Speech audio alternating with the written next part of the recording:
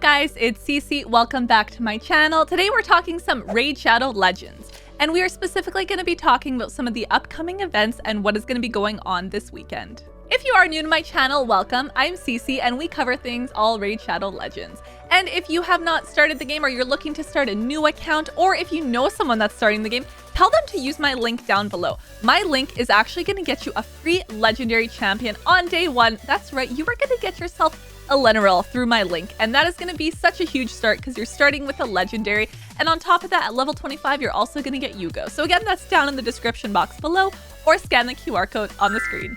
If you are somebody that plays on mobile, then you may not see this. If you are also a new player, it might be something that you don't know about. If you are a veteran player, then you'll probably know this one already. But through Plarium Play, they do have a calendar, and this actually outlines events for you, things that are ongoing and things that are upcoming. So let's talk about some of the ongoing events first. The first ongoing event is the Asgard Divide, which is really cool because they've brought in 4 champions from Norse mythology, including Freya, Thor, Odin, and Loki. All these champions can be obtained through different methods of the game and different ways that you may potentially be able to get them.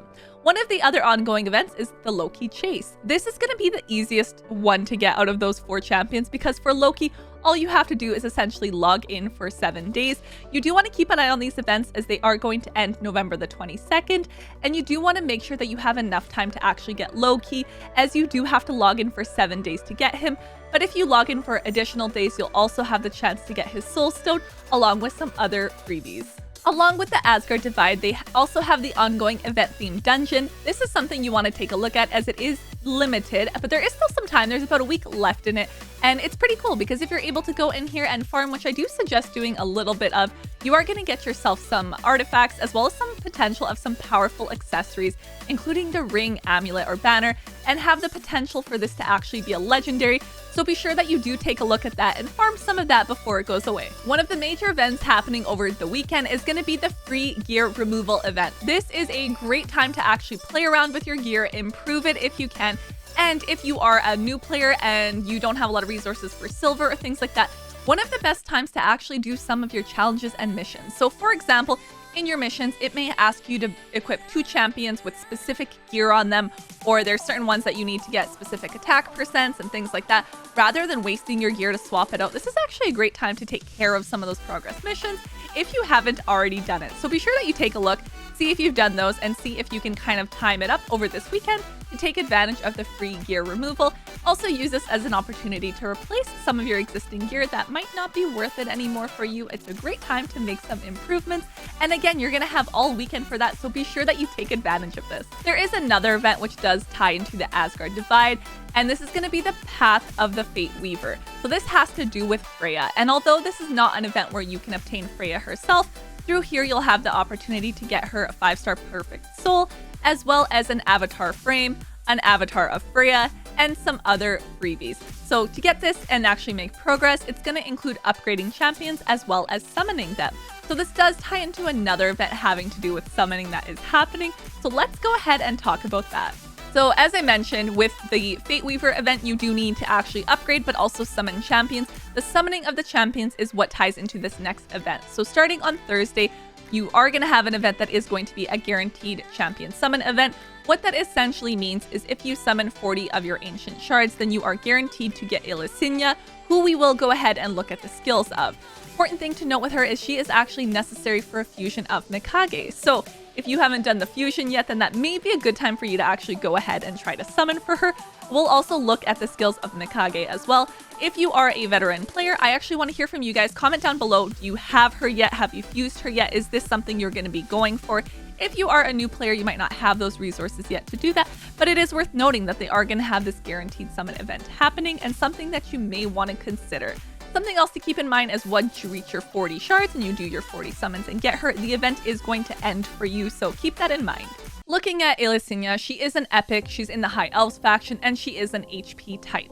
So let's take a look at her skills and then kind of give an overall opinion. So her first skill is a single target. She also has the chance of stealing a random buff from the target, 30% chance for that. You can increase it with skill tomes, but something to note with epics and skill tomes, they are kind of harder to come across, and honestly, there's going to be better epics that you are going to want to skill up before you're considering a niche champion like this. So first skill, single target, that's fine. Second skill is an AoE. We always appreciate an AoE. For this one, she does have the chance of actually removing that block debuffs buff on all the enemies, which is great, so then they're not gonna be able to block any of the things we're placing onto them. But then she has the chance of placing the block buffs, so that's kind of good. They're not able to buff up either. Decent. It's an AoE. It's not bad. She does provide a bit of support in there. Bringing us over to the third skill, this one being a little more supportive in your team because it does place the shield buff on all the allies depending on 20% of her max HP.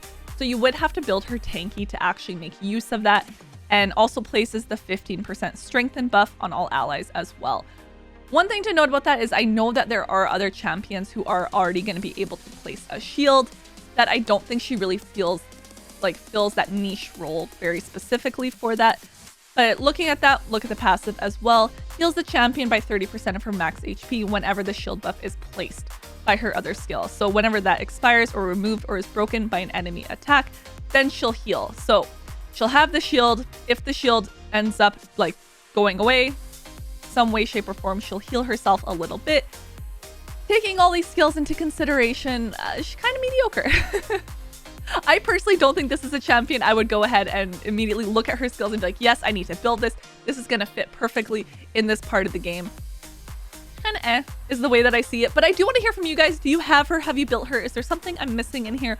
Or are we kind of on the same page where she's kind of mediocre, probably not worth the building? Let me know. As I said, she is a fusion for Lady Mikage, and she's kind of a key fusion that we need in there. So that may be the reason that you actually want to go ahead and do the summon so you can get her to make your fusion path a little bit easier.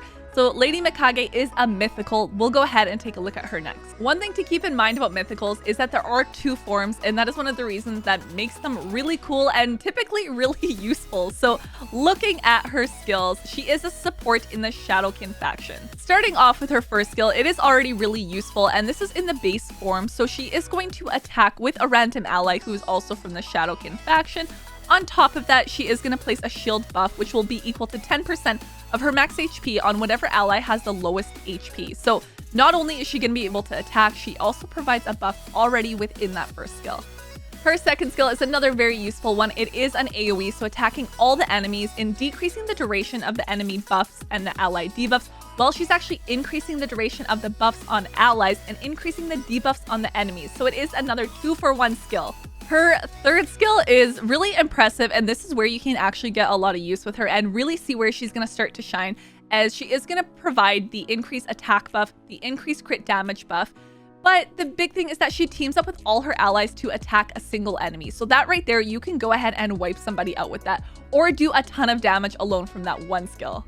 She also has a passive, which is very supportive for the team, as at the start of her turn, she is going to remove all the debuffs from the ally that has the highest attack. So keeping that in mind, every time she goes, she's going to be able to clear that, making her a really solid support. And then, of course, we have her skill that actually transforms her into her alternate form. But using that skill, she's going to gain a turn immediately after, so we're able to utilize these alternate form skills. So her first skill in the alternate form, she's going to attack an enemy and then place them to sleep for a turn, while she's decreasing their turn meter by 15%. So that's really nice, because then that is taking one enemy out of the equation that you have to worry about at least for a turn, which is great. And her turn 2, which attacks all enemies, placing a stun debuff for a turn and decreasing the turn meter of all enemies by 30%. So if we're looking just at that skill 1 and skill 2, we really see her crowd controlling capabilities and where she is extremely useful. And her skill 3, again being more of a supportive skill where she places the increased accuracy buff on all the allies, while she's removing all the buffs from all the enemies and placing a weaken debuff on them for 2 turns. So again, she's got that 2-in-1 in the third skill, being very supportive. And her passive, again, is bringing that crowd control mechanic. If we're looking at this, it's the start of her turn, decreasing the turn meter of the enemy with the highest attack by 15%. So her passive, her skill 1, her skill 2, all is going to crowd control, allowing your team to really do a lot more. So that makes her such a well-rounded support.